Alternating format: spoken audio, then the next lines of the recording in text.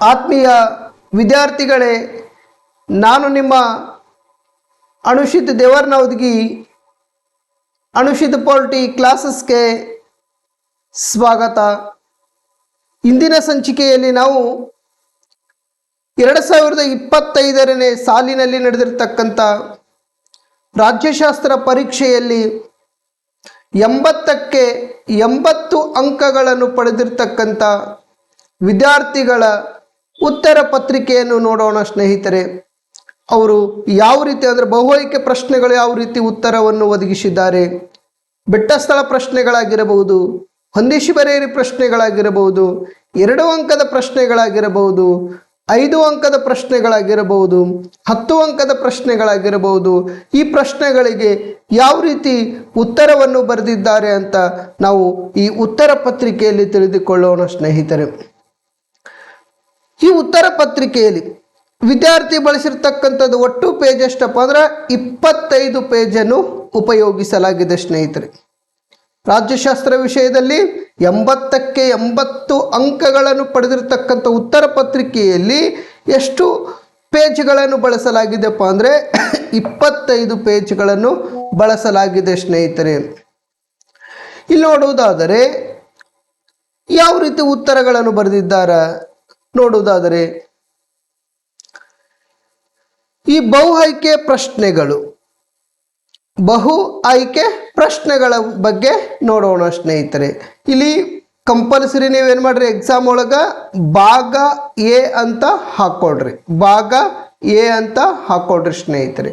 ನೋಡ್ಬೋದು ಇಲ್ಲಿ ರೋಮನ್ ಅಂಕಿ 1 ಪ್ರಶ್ನೆ ಏನು ಕೇಳಿದ್ದಪ್ಪ ಅಂದ್ರೆ, ಮೊದಲನೇ ಪ್ರಶ್ನೆ ಚುನಾವಣೆ ಮೂಲ ಪದ ಯಾವುದಂತ ಕೇಳಿದ್ದ. ಅದಕ್ಕೆ ನೇರವಾಗಿ ಉತ್ತರ ಏನಪ್ಪ ಅಂದ್ರೆ ಎಲಿಗೇರ್. ಚುನಾವಣಾ ಮೂಲ ಪದ ಯಾವುದು? ನೇರವಾಗಿ ಉತ್ತರ ಏನು ಬರ್ದಾರ ಅವರು? ಎಲಿಗೇರ್. ನಾವು ಪ್ರಶ್ನೆ ಪತ್ರಿಕೆ ನೋಡಿದ್ರೆ ಗೊತ್ತಾಗ್ತೈತಿ. ಈ ಸಿ ಆಯ್ಕೆ ಅಂತ ಐತಿ, ಸಿ ಅಂತ ಪ್ರಶ್ನೆ ನಂಬರ್ 1 ಅಂತ ಬರ್ದಾರ, ಅದು ಸಿ ಅಂತ ಅಂದ್ರೆ ಆಯ್ಕೆ ಸಿ ಅಂತ ಬರ್ದು ಏನು ಮಾಡ್ಯಾರ, ಎಲಿಗೇರ್ ಅಂತ ಬರ್ದಾರ.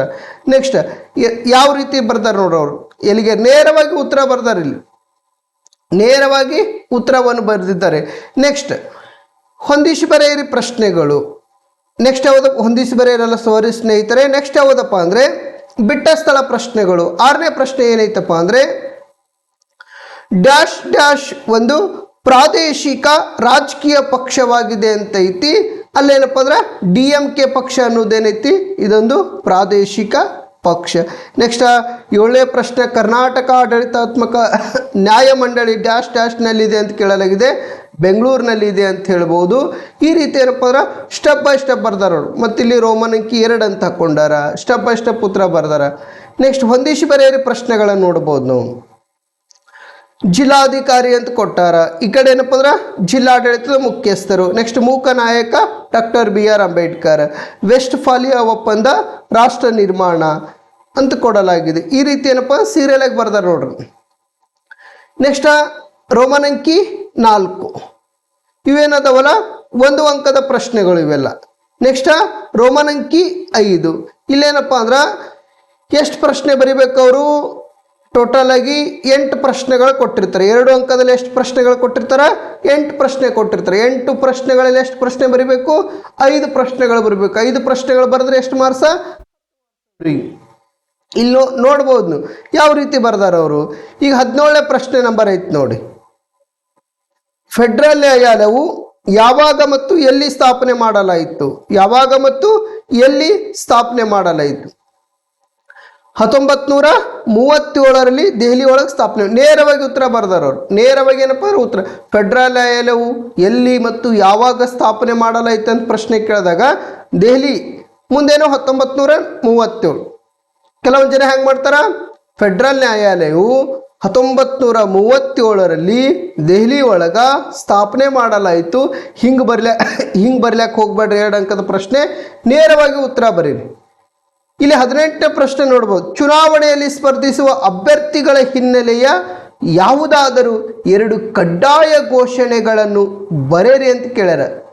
ಅವಾಗೇನಪ್ಪ ಅಂದರೆ ಶೈಕ್ಷಣಿಕ ಹಿನ್ನೆಲೆ, ಅಪರಾಧ ಹಿನ್ನೆಲೆ, ಆಸ್ತಿ ಹಿನ್ನೆಲೆ. ನೇರವಾಗಿ ಉತ್ತರ ಬರೆದು ಬಿಡೋದು. ಮತ್ತು ಇನ್ನೊಂದೇನು ಮಾಡಿರಿ, ಔಟ್ ಆಫ್ ಔಟ್ ಮಾಡುವಂಥ ಪ್ರತಿಭೆಗಳೇನಿದ್ರಲ್ಲಿ ನೀವು ಸ್ವಲ್ಪ ಏನಪ್ಪ ಒಂದು ಕ್ವಶನ್ ಎಕ್ಸ್ಟ್ರಾ ಬರೀರಿ, ಒಂದು ಅಥವಾ ಎರಡು ಕ್ವಶನ್ ಎಕ್ಸ್ಟ್ರಾ ಬರೀ. ಇಲ್ಲಿ ನೋಡ್ಬೋದು ನೀವು ಎರಡು ಕ್ವಶನ್ ಎಕ್ಸ್ಟ್ರಾ ಬರ್ದಾರ ನೋಡೋರು. ಎಷ್ಟು ಕ್ವಶನ್ ಎಕ್ಸ್ಟ್ರಾ ಬರ್ದಾರ? ಎರಡು ಕ್ವಶನ್. ಯಾವುದಾದ್ರೂ ಒಂದು ತಪ್ಪಾದ್ರೆ ಏನಪ್ಪ ಇಲ್ಲಿ ಕರೆಕ್ಟ್ ಆಗ್ತೈತಿ. ಅರ್ಥ ಆಯ್ತಾ? ಒಂದು ಎಕ್ಸ್ಟ್ರಾ ಬರೆಯುವಂಥ ಪ್ರಯತ್ನ ಮಾಡಿರಿ, ಏನು ಫರಕ್ ಬೀಳಂಗಿಲ್ಲ. ನೆಕ್ಸ್ಟ್ ಭಾಗ, ಇಲ್ಲಿ 25ನೇ ಪ್ರಶ್ನೆ ಅಂದರೆ ಇಲ್ಲೇನು ಹಾಕ್ಕೊಳ್ಬೇಕು ನೀವು? ಭಾಗ ಸಿ ಅಂತ ಹಾಕ್ಕೊಳ್ಬೇಕು. ಸ್ವಲ್ಪ ಇದು ಕಂಪಲ್ಸರಿ ಹಾಕ್ಕೊಡ್ರಿ. ಇಲ್ಲಿ 2 ಅಂಕದ ಪ್ರಶ್ನೆಗಳೇನಿದಾವಲ್ಲ, ಇಲ್ಲೇನು ಮಾಡ್ಬೇಕು ಅಂತಂದ್ರೆ 2 ಅಂಕದ ಪ್ರಶ್ನೆಗಳೇನಿದಾವಲ್ಲ, ಇಲ್ಲೇನು ಮಾಡ್ಕೊಡ್ರಿ? ಭಾಗ ಬಿ ಅಂತ ಹಾಕೊಳ್ಳೋದು. 2 ಅಂಕದ ಪ್ರಶ್ನೆ ಸ್ಟಾರ್ಟ್ ಆಯ್ತು ಅಂದ್ರೆ ಭಾಗ ಬಿ. ಗೊತ್ತಾಯ್ತಾ? ಕೇಳ್ರಿ, ಇಲ್ಲಿ 1935ರ ಭಾರತ ಸರ್ಕಾರ ಕಾಯ್ದೆ ಮುಖ್ಯಾಂಶಗಳು ಕೇಳ್ಯಾರ. ಇಲ್ಲಿ ಯಾವ ರೀತಿ ಬರ್ದಾರ ನೋಡ್ರಿ, ಅವ್ರು ಸರಿಯಾಗಿ ನೋಡ್ಕೊಡ್ರಿ ನೀವು. ಸಂಯುಕ್ತ ಪದ್ಧತಿ ಅವಕಾಶ, ಅಧಿಕಾರ ವಿಭಜನೆ, ಕೇಂದ್ರದಲ್ಲಿ ದ್ವಿಸರ್ಕಾರ, ದ್ವಿಸದನ, ಫೆಡರಲ್ ನ್ಯಾಯಾಲಯ, ಪ್ರಾಂತೀಯ ಸ್ವಾಯತ್ತತೆ, ಈ ರೀತಿ ಬರ್ದಾರ ಅವ್ರು. ನೀವು ಸ್ವಲ್ಪ ಏನಪ್ಪ ನೋಡ್ಬೋದು ಈ ರೀತಿ ಯಾವ ರೀತಿ ಬರ್ದಾರಂತ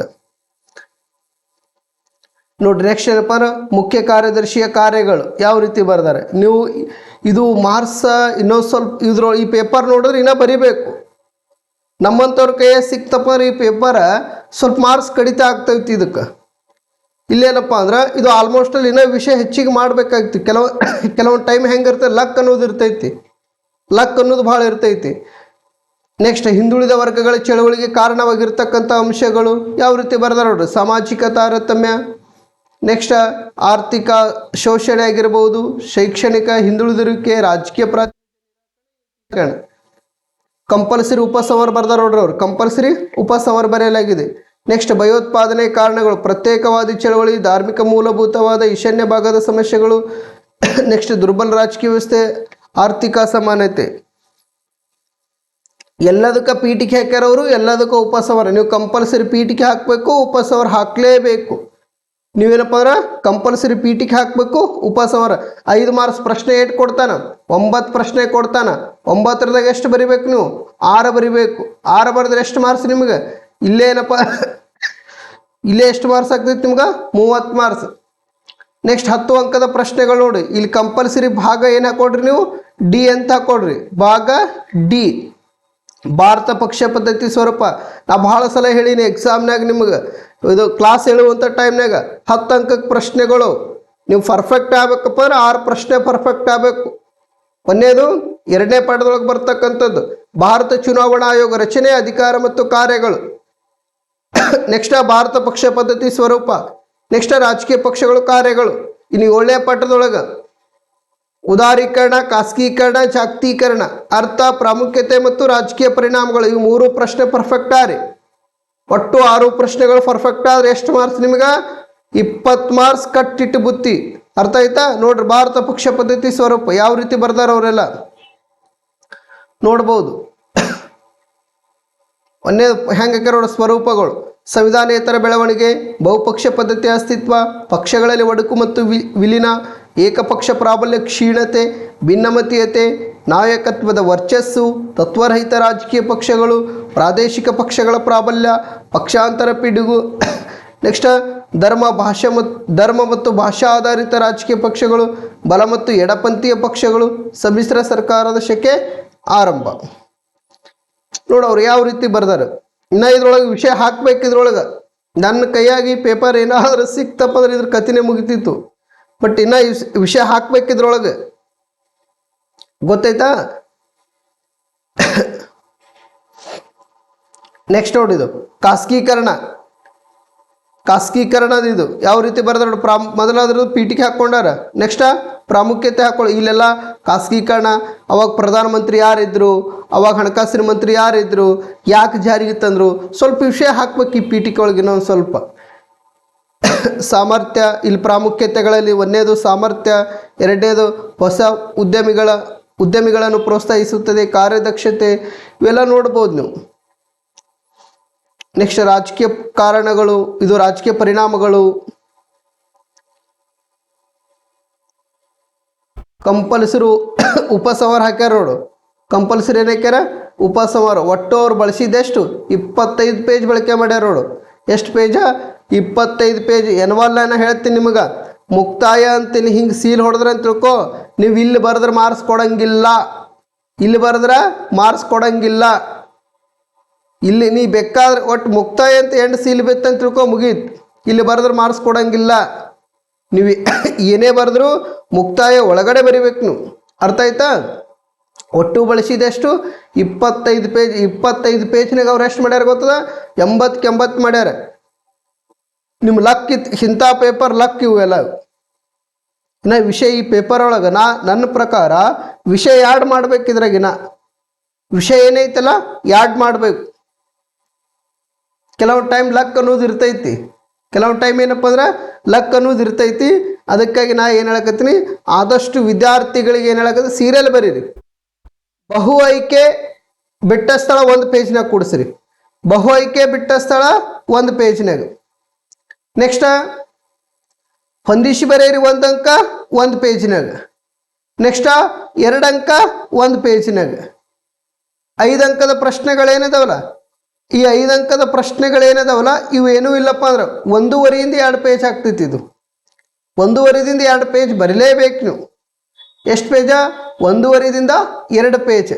ನಾವು ಸುಮಾರು 2 ಪೇಜ್ ಅಂತ ಲೆಕ್ಕ ಹಿಡಿದು ಅಂತ ತಿಳ್ಕೊಡ್ರಿ. ಎಷ್ಟು ಬರಿಬೇಕು? 6 ಪ್ರಶ್ನೆಗಳು ಬರಬೇಕು. ಎಷ್ಟು ಪೇಜ್ ಅದು? 12 ಪೇಜ್ ಅದು. ನೆಕ್ಸ್ಟ್ 10 ಅಂಕದ ಪ್ರಶ್ನೆಗಳು ಒಂದೊಂದು 4 ಪೇಜ್ ಅಂತ ಲೆಕ್ಕ ಇಡ್ರಿ. ಎಷ್ಟವ? 2 ಪ್ರಶ್ನೆ ಬರಿಬೇಕು. ಎಷ್ಟಾಯ್ತು? 8. ನೀವು ಏನೂ ಇಲ್ಲಪ್ಪ ಅಂದ್ರೆ 23 20 ಈಗ ಇನ್ನಿದ್ರು ವಿಚಾರ ಮಾಡಿರಿ. 1 2 3 ನೆಕ್ಸ್ಟ್ 20 23 ಐತಿ. ಒಟ್ಟು ನೀವು 23 ಒಳಗೆ ನೀವು 80 ಮಾರ್ಕ್ಸಿಂದ ಬರಿಬೋದು. 23 ಪೇಜ್ ಒಳಗೆ 80 ಅದು ವಿಷಯ ಕರೆಕ್ಟಾಗಿರಬೇಕು. ಕೆಲವೊಂದು ಜನ ಸುಮ್ಮನೆ ಏನು ಮಾಡಿಬಿಡ್ತಾರೆ, ಸುಮ್ಮನೆ ಏನಾದರೂ ಒಂದು ಗೋಳು ಬರೆಯುವಂಥ ಪ್ರಯತ್ನ ಮಾಡ್ತಾರೆ. ಹಂಗೆ ಮಾಡೋಕ್ಕೆ ಹೋಗ್ಬೇಡ್ರಿ. ನೀವು 23 ಪೇಜ್ ಒಳಗೆ 80 ಮಾರ್ಕ್ಸ್ ಮಾಡ್ಬೋದು.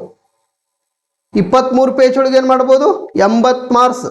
ಅದಕ್ಕಾಗಿ ನಾ ಏನು ಹೇಳಕತ್ತೀನಿ, ಆದಷ್ಟು ವಿಷಯ 25 ತನಕ ಹೋಗಲಕ್ಕ ನಡೀತೈತಿ. ಕೆಲವೊಂದು ಜನ 28 ತನಕ ಬರೀತಾರೆ. ಯಾಕೆ ಅವ್ರವ್ರ ಅಕ್ಷರ ಮ್ಯಾಗ ಹೋಗ್ತಾವೆ. ಕೆಲವೊಂದು ಜನ ಅಕ್ಷರ ಸಣ್ಣ ಬರೀತಾರೆ, ಕೆಲವೊಂದು ಜನ ಅಕ್ಷರ ದಪ್ಪ ಬರೀತಾರೆ. ಅಲ್ಲಿ ಏನಪ್ಪ ವಿಷಯ ಬೇಕು, ಮೇನ್ ವಿಷಯ ಬೇಕು. ಇನ್ನೊಂದು ಹೇಳ್ತೀನಿ, ನನ್ನ ಎಲ್ಲ ವಿದ್ಯಾರ್ಥಿಗಳಿಗೆ ಆಲ್ಮೋಸ್ಟ್ ಅಲ್ಲ ಯಾರೂ ಪೇಜ್ ಖಾಲಿ ಬಿಡ್ಲಾಕ್ಕೆ ಹೋಗ್ಬೇಡ್ರಿ. ಯಾರು ಏನಪ್ಪ ಅಂದ್ರೆ ಪೇಜ್ ಖಾಲಿ ಬಿಡ್ಲಾಕ್ಕೆ ಹೋಗ್ಬೇಡ್ರಿ. ಆದಷ್ಟು ಪಾಯಿಂಟ್ಸ್ ಹಾಕಿ ಅದ್ರ ರಿಲೇಟಿವ್ ಏನಾದರೂ ಬರೀರಿ. ಅದು ರಿಲೇಟಿವ್ ಏನಾದರೂ ಬರೆದ್ರೆ ನಿಮಗೇನಪ್ಪ ಅಂದ್ರೆ ಈಗ 5 ಮಾರ್ಕ್ಸಿನ ಪ್ರಶ್ನೆಗಳಿರ್ತಾವೆ. ಎಷ್ಟು? 5 ಮಾರ್ಕ್ಸಿನ ಪ್ರಶ್ನೆ. ನೀವೇನಿಲ್ಲ ಸ್ವಲ್ಪ ಇಟಿಕೆ ಹಾಕಿ ಪಾಯಿಂಟ್ ಕರೆಕ್ಟಾಗಿ ಬರೆದ್ರೆ ಅಂತ ತಿಳ್ಕೊ, ನಿಮ್ಗೆ 2 ಮಾರ್ಕ್ಸ್ ಬಂದುಬಿಟ್ಟು 2 ಮಾರ್ಕ್ಸ್ ಫಿಕ್ಸ್ ಬಂದುಬಿಟ್ರು. ನೀವು ಅದಕ್ಕೆ ಸ್ವಲ್ಪ ಇನ್ನೊಂದು ಸ್ವಲ್ಪ ಏನಾದರೂ ಸ್ವಲ್ಪ ವಿಷಯ ನೀವು ಬರೆದ್ರಪ್ಪ ಅಂದ್ರೆ ಅಲ್ಲಿ 2 ಕೊಡಲ್ಲಿ 3 ಕೊಟ್ಬಿಡ್ತಾರೆ. ಅದಕ್ಕೆ ಪಾಸ್ ಆಗುವಂಥ ವಿದ್ಯಾರ್ಥಿಗಳ ಮತ್ತು ಔಟ್ ಆಫ್ ಔಟ್ ಮಾಡುವಂಥ ವಿದ್ಯಾರ್ಥಿಗಳು ಸ್ವಲ್ಪ ಅಲ್ಲ 99% ವಿಷಯ ಇರಲೇಬೇಕು. ವಿಷಯ ಇದ್ದಾಗ ಮಾತ್ರ 80ಕ್ಕೆ 80. ನಮ್ಮ ಪೊಲಿಟಿಕಲ್ ಸೈನ್ಸ್ ಹೆಂಗಪ್ಪ ಅಂದ್ರೆ 80ಕ್ಕೆ 80 ಕೊಡ್ಬೇಕಂತ ಕಷ್ಟ ಐತಿ. ಅದಕ್ಕಾಗಿ ನಾ ಏನು ಹೇಳಕತ್ತೀನಿ, ವಿಷಯ ಕಡೆ ಜಾಸ್ತಿ ಗಮನ ಕೊಡಿ. ಇಲ್ಲಿಗೆ ನಾನು ಇಂದಿನ ಸಂಚಿಕೆಯನ್ನು ಮುಕ್ತಾಯಗೊಳಿಸುತ್ತಿದ್ದೇನೆ. ಎಲ್ಲ ನನ್ನ ಆತ್ಮೀಯ ವಿದ್ಯಾರ್ಥಿಗಳಿಗೆ ಶುಭವಾಗಲಿ.